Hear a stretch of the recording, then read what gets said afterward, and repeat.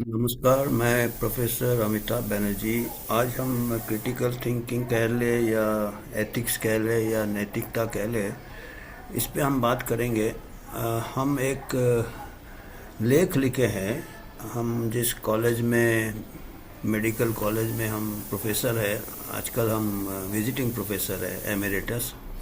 20 साल मैं यहाँ प्रोफेसर रहा, स्टूडेंट के साथ इंटरेक्शन किया 20 साल।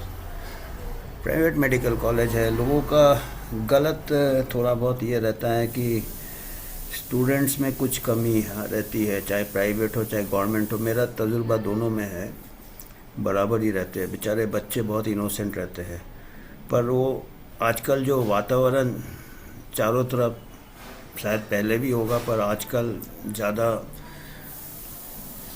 लोगों को पता चलता है, स्कैम्स होते हैं, घोटाले होते हैं, लोगों को पता चलता है। शायद वो भी एक वजह हो सकता है, और सभी सभी प्रोफेशन में हो रहा है। और हम मेडिकल कॉलेज में हैं, तो मेडिकल के बच्चे भी बहुत इससे आते हैं, आशा से आते हैं। और तो एक कॉलेज मैगज़ीन ये है आज, ग्रे मैटर, बच्चों लोगों ने ही निकाला है। तो उसमें हमको कई महीने पहले, मैं तो भूल भी गया था, आज वो मेरे हाथ लगा ये मैगज़ीन। मैं आज गया था कॉलेज, तो उसमें मेरा लेख आया है। और मैंने जो लेख लिखा था, बच्चे लोगों को काफ़ी अच्छा लगा, क्योंकि उनको थोड़ा बहुत क्या है, बच्चे लोगों को एक अंग्रेजी में कहावत है, लॉस ऑफ इनोसेंस। जब चारों तरफ देखते हैं कि नैतिकता नहीं है, बातें कुछ करते हैं लोग, बड़े बड़े लोग, और करते कुछ है, और बच्चे लोग, यंग यंग पीपल कह सकते हैं, जो कॉलेज में आते हैं, उनको थोड़ा बहुत लॉस ऑफ इनोसेंस का हो सकता है कि कैसे ऐसे वातावरण में आप अपने आप को नैतिक रख सकते हैं। और हर इंसान में जैसे जैसे बड़े होते हैं, थोड़े थोड़े ये हो जाते हैं, एक सिनिज्म अंग्रेजी में कहते हैं कि विश्वास उठ जाता है अपने वातावरण से। कुछ लोग डिप्रेशन में चले जाते हैं, यंग लोग भी डिप्रेशन में चले जाते हैं। कुछ लोग फिर वही गलत रास्ता अपनाने लगते हैं कि वही चलो सब कर रहे हैं। तो एक हमने लेख लिखा था, जो हमने सोचा कि शायद उनको थोड़ा सा किरण दिखाए, जिसको कहते हैं। तो वो लेख का नाम है, राम तेरी गंगा मैली। जैसे गंगा भी बहुत पवित्र होता है, और धीरे धीरे उसमें प्रदूषण हो रहा है। और how to maintain ethics in a polluted environment, कि जो वातावरण दूषित के बाद भी हम अपना नैतिकता, एथिक्स, कैसे पवित्रता थोड़ा भी हम ये रखें, तो धीरे धीरे वो गंद को साफ कर सकता है। तो गंगा का हमने उदाहरण से चालू किया है। आपने भी देखा होगा कि अभी जब कुंभ मेला हुआ, या जो भी, उसमें काफ़ी विवाद हो गया था कि काफ़ी पोल्यूशन था, काफ़ी दूषित हो गया था पानी, काफ़ी बीमारियां फैल सकता था। किस्मत से ज़्यादा बीमारी नहीं फैला उसके बाद। फिर लोगों ने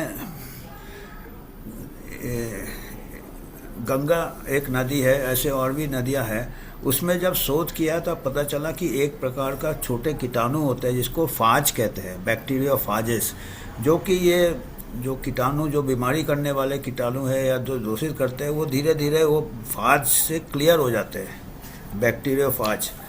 तो गंगा में इतना, हालांकि गवर्नमेंट बहुत कोशिश करता है, बीच बीच में कानून बनाता है कि गंगा को कैसे साफ करे, ये करे, जैसे हमारे, और वो लागू करने में बहुत टाइम लगेगा, या शायद कभी लागू कर भी नहीं पाएंगे, क्योंकि इतना ज़्यादा प्रदूषण होता है, लोगों गंद फेंक देते हैं, इंडस्ट्री का वेस्ट है।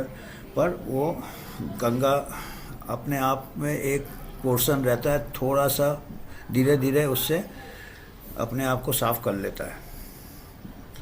तो ऐसे ही हमने एक साथ में एक तुलना किया कि हमारा जो, गंगा के साथ तुलना किया है कि हमारा जो सामाजिक वातावरण है, उसमें भी वो भी दूषित हो रहा है करप्शन से, नैतिकता से हम ये हो रहे हैं, स्कैम्स हो रहे हैं, ये हो रहे हैं। मेडिकल वाले बच्चे आते हैं, वही चारों तरफ पहले तो अभी तो नीट में है तो अभी देख ही रहे हैं, 0 स्टैंडर्ड है, 4 नंबर वाले को भी मिल रहा है। और इसके पहले नीट में भी कई बार इलेक्शन के टाइम, उस टाइम भी नीट में घोटाला हुआ था। आपको मालूम है, काफ़ी नीट में जो एंट्रेंस एग्ज़ाम में काफ़ी घोटाला, यूजी नीट में घोटाला, पीजी नीट में घोटाला। इसके पहले आज से 10 साल पहले जो मध्य प्रदेश था पूरा एक स्टेट गवर्नमेंट का, वो व्यापम स्कैम हुआ था। वो व्यापम बहुत बड़ा घोटाला हुआ था। वो इंक्वायरी कभी ख़त्म ही नहीं हुआ अभी तक, और कई लोग मारे गए, कैसे मारे गए पता नहीं, जितने भी विटनेस। तो वो बहुत बड़ा स्कैम था। और अभी भी नीट में तो ये जो बच्चे आ रहे हैं बेचारे, मेहनत करते हैं, रात दिन मेहनत करते हैं, मेडिकल के आशा से आते हैं। वो सोचते हैं कि हमारा मेहनत से हम कामयाब हो जाएंगे, खाली मेहनत से ही कामयाब हो जाएंगे। पर जब वो देखते हैं कि घोटाले हो रहे हैं, तो काफ़ी उनको डिप्रेशन में भी कुछ बच्चे जाते हैं कि कोई बैकडोर से आ रहा है, कोई शॉर्टकट से आ रहा है, कोई इससे आ रहा है, कोई उससे आ रहा है। और कोटा में भी आपको मालूम है कि कोटा में पूरा वो भी एक ये बिजनेस चालू हो गया, कोचिंग बिजनेस। वहाँ भी कुछ लोग, आपको मालूम है, कुछ बच्चे ऐसे, खबरें आती है कि ऐसे हादसा हो गया, ऐसे हादसा हो गया, लोगों ने अपना जान ले लिया या ले लिया। वो डिप्रेशन में चले जाते हैं, और ऐसे समाचार से और डिप्रेस हो जाते हैं कि इतना मेहनत क्या फ़ायदा है।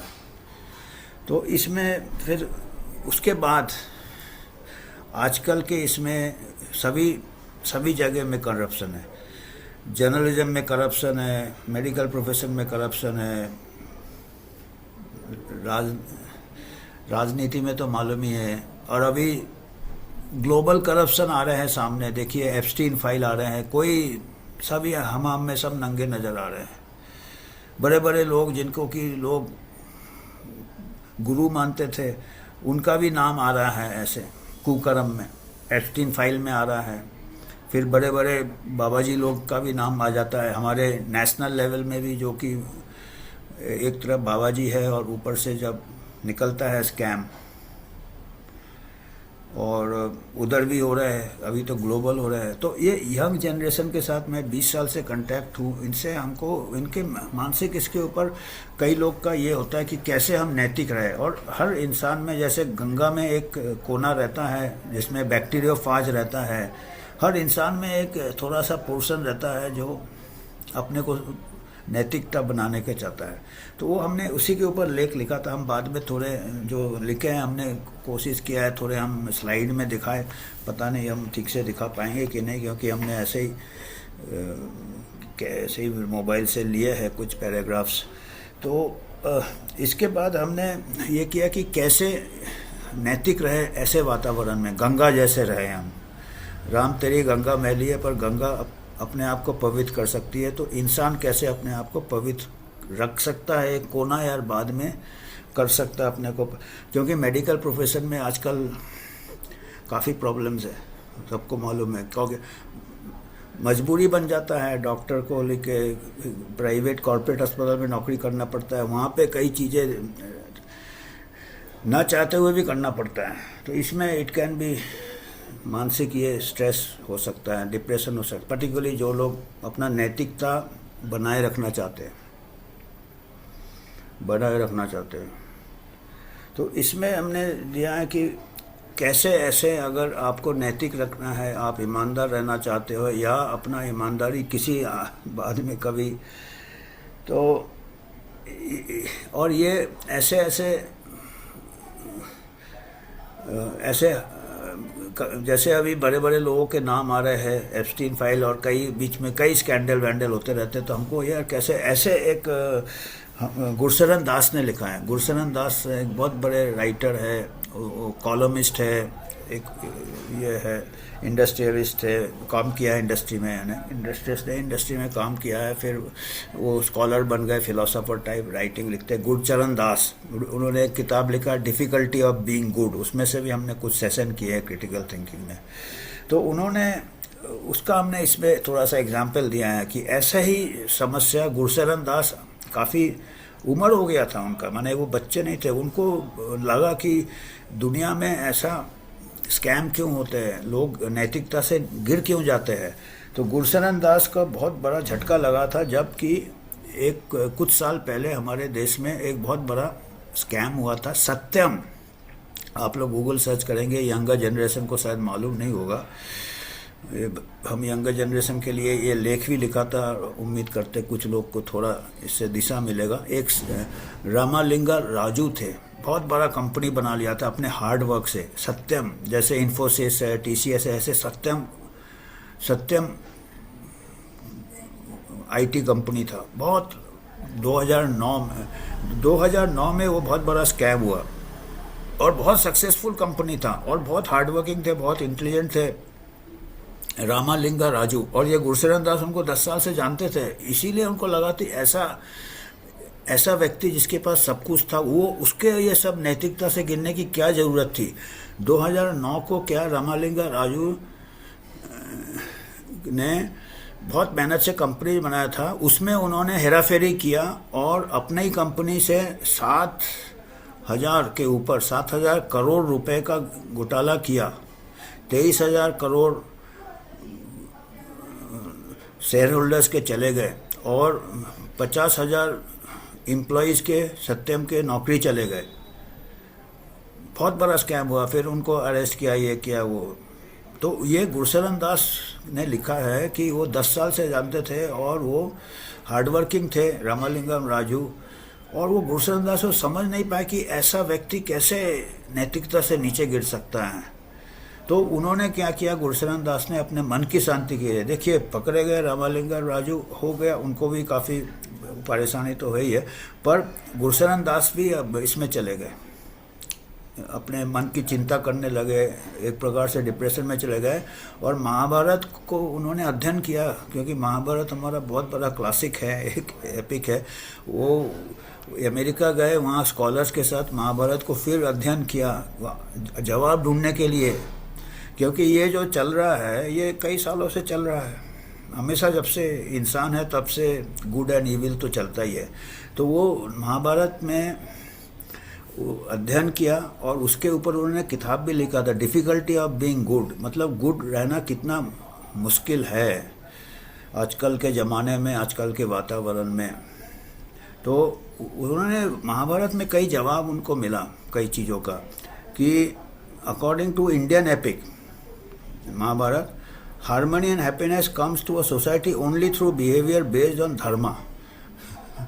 हार्मनी और हैप्पीनेस, खुशी, धर्मा, उसमें आपका वर्च्यू आता है, नैतिकता आता है, कर्तव्य आता है, निष्कामक कर्मा, लॉ आता है और सही एक्शन।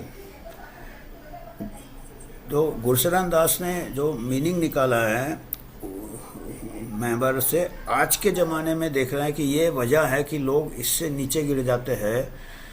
और फिर ऐसे माहौल में, क्योंकि अगर चारों तरफ आपका माहौल में कई लोग नीचे गिर गए हैं तो आपको सरवाइव करना भी मुश्किल है। तो वही है कि ये आप कैसे, तो उन्होंने तो लिखा है डिफ़िकल्टी ऑफ बीइंग गुड।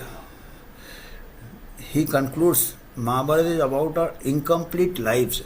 तो महाभारत का जो उन्होंने नतीजा निकाला है गुरशरण दास ने, वो कहा कि हमारे जो है इनकम्प्लीट लाइव्स, हमारा जीवन इनकम्प्लीट रहता है क्योंकि परफेक्ट नहीं रहता है, ये सब चीज़ें आ जाती है। अबाउट महाभारत में दिया है गुड पीपल एक्टिंग बैडली, अच्छे लोग बुरे काम। महाभारत में कई जगह ऐसे दिया है, अगर आप पढ़ेंगे तो अच्छे लोग भी कभी झूठ बोलते हैं, कभी गलत काम करते हैं, कभी चालू दुर्योधन से हुआ जो कि सब कुछ है सबके जैसे, फिर भी ईर्ष्या आ जाता, ये आ जाता। दूसरे लोग भी जो अच्छे रहते हैं पांडव, वो भी कई बार खोट का इस्तेमाल करते हैं। तो ये दिया है। And how difficult is to be good in this mortal world, इस दुनिया में। पॉजिटिव नोट दिया है महाभारत में, बोलता एंडिंग है पॉजिटिव है। Epic leaves us with confidence, हमको विश्वास दिलाता है कि हमारा नेचर है, जो ह्यूमन नेचर है हमारा इंसान का, वो अच्छा होना चाहता है। चाहे कितना भी गिरा हुआ आदमी है वो अच्छा होना चाहता है, ये सब कर्म के बाद। तो ये तो हमारा ईस्टर्न फिलॉसफी था महाभारत का और गंगा का। हमने फिर बहुत पहले एक किताब पढ़ा था, वो भी हमने डाला है, वेस्टर्न प्रैग्मेटिज्म। वेस्ट का एक ऑथर थे, जर्नलिस्ट थे वो एक्चुअली।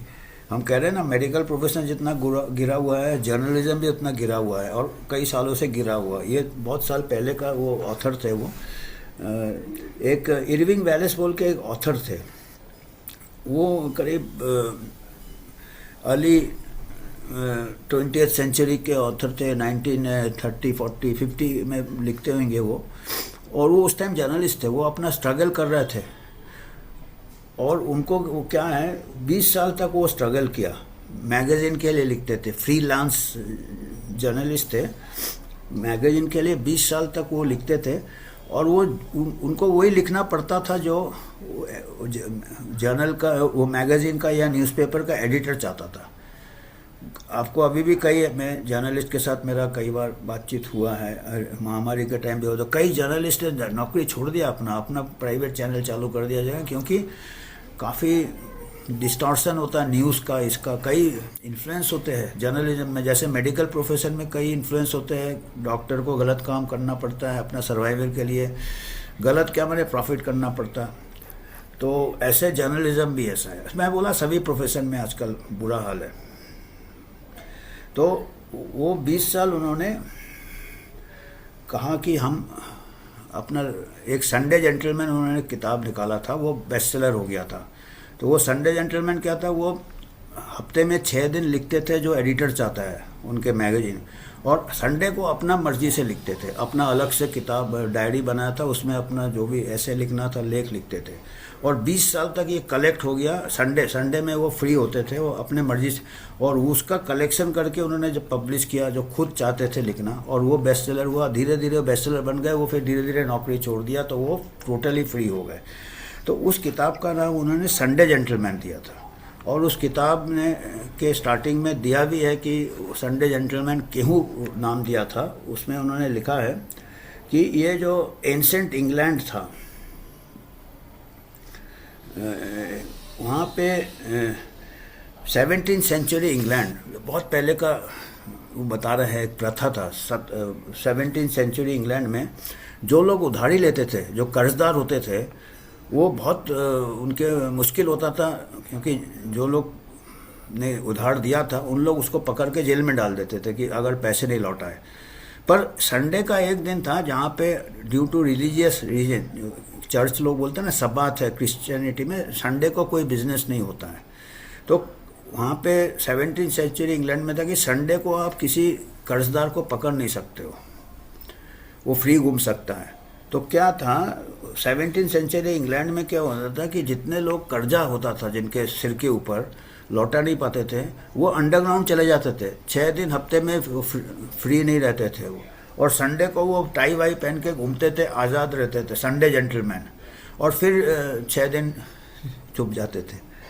तो इससे उनको आइडिया मिला कि 6 दिन वो नौकरी के लिए काम कर रहा है, जैसे तैसे अपना जीने के लिए। जैसे संडे जेंटलमैन लोग जो कर्जदार चल, और बस संडे को ऊपर आ रहे हैं, अपने मर्जी से लिख रहे हैं, मेरी मर्जी, फ्री मैन। तो वो अपने आप को उसके साथ कंपेयर किया वो 17 से, इसीलिए वो संडे जेंटलमैन, वो कलेक्शन का नाम उन्होंने दिया था। पहले ही संडे जेंटलमैन ने एक्सप्लेन किया है। और संडे जेंटलमैन में बड़े बड़े लोग थे, कहते हैं, जो कर्जदार थे ना। एक का नाम दिया है डैनियल डिफो, जो कि आपने रॉबिन्सन क्रूसो का बचपन में स्टोरी पढ़ा होगा। आइलैंड में वो उसका जहाज़ टूट जाता है, अकेला रहता है, एक कोई मैन फ्राइडे मिलता है, लोनलीनेस के ऊपर है। तो डैनियल डिफो भी कर्जदार थे। लेखक लोग कर्जदार ही होते हैं, और नैतिक लोग पर्टिकुलरली। तो 1692 में वो बैंकरप्ट हो गए, पैसे नहीं थे डैनियल डिफो, और वो 6 दिन अंडरग्राउंड चले गए क्योंकि कर्ज ले लिया था, और संडे को निकलते थे। तो 1/7 जेंटलमैन थे, एक दिन हफ्ते में निकलते थे। फिर उनका जब किताब छप गया और काफ़ी फेमस हो गए, तो वो पूरे अपने कर्जदार को पैसा लौटा दिया, और हर दिन वो इज्जत से जीते थे। तो ये कंक्लूजन में हमने इसका एग्जाम्पल लिया, गंगा का लिया कि फाद से गंगा क्लीन करता है। तो आप भी, अगर आप ऐसे वातावरण में हो, और वातावरण ऐसे चारों तरफ है, अब इस नौकरी करोगे चारों तरफ, चाहे जर्नलिज्म में हो चाहे मेडिकल प्रोफेशन में हो। आजकल मेडिकल प्रोफेशन में काफ़ी ये पर सभी लोग हैं। पॉलिटिक्स में भी करप्शन देखते हो, एक गवर्नमेंट आता बोलता हम तो पूरा ब्लैक मनी ले आएंगे, पता चलता और ज़्यादा ब्लैक मनी हो रहा है। तो ये तो सब जगह है, तो हर प्रोफेशन में है। अभी मेडिकल को पंचिंग बैग अभी चल रहा है, पर सभी प्रोफेशन में आप जहाँ हाथ डालोगे वहाँ पे आपका गंदा ही हाथ आएगा। तो इसमें नैतिकता अगर रखेंगे आप, क्योंकि हर इंसान अच्छा भी बनना चाहता है, और इससे इसी माहौल में अगर वो उसमें पास वो रहता है, तो कंक्लूजन में हमने लिखा है क्या, चाहे वो गंगा हो, चाहे वो हमारा सामाजिक वातावरण है, तो हमारा एक कैपेसिटी है। जैसे बैक्टीरियोफाज होता है गंगा में, तो हमारे हम भी एक संडे रख सकते हैं अच्छा काम के लिए। कई मैं ऐसे डॉक्टर्स को जानता हूँ जो संडे को फ्री में ट्रीटमेंट करते हैं, वे अपना नैतिकता ये करते हैं। तो ऐसे फिर जब उनको दूसरे के लिए मजबूरी नहीं करना पड़े, अपन एस्टेब्लिश हो जाए, तो वो पूरे 7 दिन अच्छा समाज के लिए काम कर सकते हैं। तो कैपेसिटी रखना चाहिए अपना बैक्टीरियोफाज, जैसे कि अपना जो पोल्यूशन है, प्रदूषण साफ करने के लिए, चाहे वो गंगा का हो चाहे हमारा खुद का spiritual and mental and social cleanliness हो, नैतिकता। कितना भी पोल्यूशन हो जाए गंगा में और कितना ही करप्ट हो जाए, भ्रष्टाचार आ जाए, तो चीज़ बड़ी है भ्रष्ट, हर चीज़ ही भ्रष्ट है आजकल। And we gain autonomy with success, this part can keep expanding. जैसे जैसे हम डिपेंडेंट नहीं रहते हैं किसी पे अपने रोजी रोटी के लिए, अपने नौकरी के लिए, वैसे वैसे हम ये एक्सपेंड कर सकते हैं संडे, और हम अपना इंसान बन सकते हैं। और ये एथिक्स जो है, नैतिकता और पवित्रता, ये सिखाया नहीं जा सकता है, ना ही ये कई कानून से, रूल से, पनिशमेंट से। किसको पनिशमेंट हो रहा है? किसी को नहीं होता है, क्योंकि हर कोई एक ही हमाम में है। एक पॉलिटिकल पार्टी आता, वो दूसरे को आता, दूसरे का भी उनके पास उनके भी कारनामे के सबूत रहते हैं, तो वो अपना ड्रामा चलता रहता है, और लोग बेचारे ये होते रहते हैं, डिसइल्यूजनमेंट होते रहते हैं। क्या है, सभी ऐसे है। तो वी शुड नॉट डिस्पेयर, इसीलिए हमको डिस्पेयर नहीं करना चाहिए। हमको एक कैपेसिटी है, चाहे वो गंगा हो चाहे ये हो। तो हम अभी देखते हैं, कुछ स्लाइड देखते हैं कि हम शेयर कर सकते हैं कि नहीं आपके साथ, हमने उससे कोई आइडिया हो तो इसमें अगर हम शेयर करे हैं, तो अभी आप देखेंगे स्लाइड हम शेयर करते हैं। ये देखिए, ये राम तेरी गंगा मैली, ये हमने टाइटल दिया था, Ram Teri Ganga Maili, how to maintain ethics in a polluted environment. तो ये नीचे क्यों नहीं हो रहा? तो इन दी होली गैंजेस, अभी गंगा प्रदूषण हो रहा है। Daily bathing, religious activities, banks, ancient time से, और ऊपर से आपके इंडस्ट्री आ गए, नंबर ऑफ गवर्नमेंट स्कीम आ गए हैं, कोशिश कर रहे हैं साफ करने का, पर वो कहाँ हो रहा है। तो अभी क्या वो गंगा हम बचा नहीं सकते हैं, वो गंगा अपने आप को बचा रहा है। ये अभी हम इसका ये नतीजा निकाला है। इसका कैपेसिटी है सेल्फ प्यूरिफिकेशन, खुद को पवित्र बनाना है। Capacity to accommodate a diverse range of bacteriophages which acts as a repository to regulate pathogenic bacteria in its aquatic environment। जो कीटाणु होते हैं जो नुकसान कर सकते हैं हमारे स्वास्थ्य को, उसको बैक्टीरियोफाज खा जाते हैं। वो गैंजेस में हाई कॉन्सेंट्रेशन में है। ये कुदरती है अपना सेल्फ प्यूरिफिकेशन। तो हमारा जो सामाजिक वातावरण है वो भी हम ऐसे ही दूषित हो रहा है जैसे गंगा दूषित हो रहा है। और इसको हम देखिए, more corrupt and throwing ethics to the window. Recent देखिए नीट यूजी 2024 का हमने एग्जाम्पल दिया है, उसमें स्कैम आया था, काफ़ी हेरा फेरी हुआ था, और हमारे बच्चे ये हो जाते हैं उससे, जो लोग ऑनेस्ट होते हैं, जो मेहनत कर रहे हैं। और उसके बाद मध्य प्रदेश में भी व्यापाम हुआ था, तो इससे काफ़ी बच्चे डिप्रेस्ड में चले जाते हैं। तो और काफ़ी जिस चीज़ का डिमांड जैसा है अभी मेडिकल का है, बाकी सभी जगह में है, सभी जगह स्कैम है। मेडिकल का थोड़ा ज़्यादा लाइमलाइट में आता है, कोटा का है, कोचिंग क्लासेस के स्कैम्स है, ट्रैजिक ये होते हैं, हादसे होते हैं, details of coming out on the media. तो मैनी यंग पीपल सिनिज्म हो जाता है, मतलब भरोसा चला जाता है, सिस्टम में भरोसा चला जाता है, अपने नेताओं में, अपने इंसानियत में भरोसा चला जाता है। तो इसका हमने एग्जाम्पल दिया डिफ़िकल्टी ऑफ बीइंग गुड, जैसे गुरशरण दास, रूल्स रेगुलेशंस, पोल्यूशन भी साफ़ नहीं करता गैंजेस से और अपना समाज को भी साफ़ नहीं कर पा रहा। तो नोबल प्रोफेशन मेडिसिन में भी अभी ऐसा हो गया है। फर्स्ट स्टेप एंट्रेंस टेस्ट से चालू, से मेडिकल सीट से चालू हो रहे हैं स्कैम, और वो बाद में प्रोफेशन में भी ऐसे हो गए, एथिकल डिलीमा। और कई तो इसमें आ जाते हैं बेचारे और ऊपर उठ नहीं पाते हैं, नैतिकता वापस नहीं ले पाते हैं। पर जिनको अगर वापस रखना है, एक पोर्शन अपना अलग रखे। Few compromise because of career compulsions, career का कंपल्सन जो था रोजी, जैसे वो जर्नलिस्ट का था, वो एडिटर जो बोलता है 6 दिन लिखना है, पर उसने संडे अपना अलग से रखा था। और हमने बोले कुछ ऐसे डॉक्टर्स होते हैं जो संडे को फ्री ट्रीटमेंट करते हैं। तो ऑनेस्ट प्रोफेशनल जो ईमानदार है, नैतिक है, वो कैसे अपने को ऐसे बचा के रखे। तो ये गुरशरण दास का हमने बताया, कॉलमिस्ट, उन्होंने महाभारत का ये किया और बताया कि उसमें भी जैसे उनको जब सत्यम का स्कैम हुआ था, रामालिंगा राजू, तो वो नहीं समझ पाए कि इतना बड़ा घोटाला कैसे किया, 23,000 करोड़ का घोटाला, 7,000 करोड़ का। तो वो फिर ग्रीड फॉर मनी, तो बहुत ही मतलब इतना इजी एक्सप्लेनेशन नहीं है, पैसा क्या करेंगे इतना लेके, पर क्या है। इसके लिए फिर वो महाभारत का अध्ययन किया। तो महाभारत में उन्होंने कोशिश किया आज के जो सवालों का जवाब नैतिकता के ऊपर, और एक किताब लिखा the difficulty of being good. Mahabharata is about a incomplete lifes, हमारे लाइफ में कमियां रह जाती है, गुड पीपल एक्टिंग बैडली। ये आपको जैसे सत्यम स्कैम में रामालिंगा राव, जैसे महाभारत में भी कई बार दिए हैं, एग्जाम्पल्स दिए हैं। How difficult it is to be good in this mortal world, इंसान को गुड रहना कितना डिफ़िकल्ट। पर पॉजिटिव साइड एंड में महाभारत का उन्होंने निकाला, confidence that it is in our nature to be good. हमारे नेचर में एक सच्चाई, एक भलाई, एक नैतिकता हमेशा जीता रहता है, जब तक हम चाहे तो उसको जगा सकते हैं। और ये हम उसका एग्जाम्पल दे रहे थे, जैसे हमने बताया कि एक जर्नलिस्ट थे जो बड़े फेमस ऑथर बन गए थे, इरविंग वैलेस। ये 1970s-80s में इनके बेस्ट सेलर बुक्स आते थे, और इन्होंने अपना अर्ली लाइफ बताया कि 6 दिन वो एडिटर के लिए लिखते थे और संडे को अपने लिए लिखते थे, और उसका 20 साल का कलेक्शन उनका पहला बेस्ट सेलर बन गया।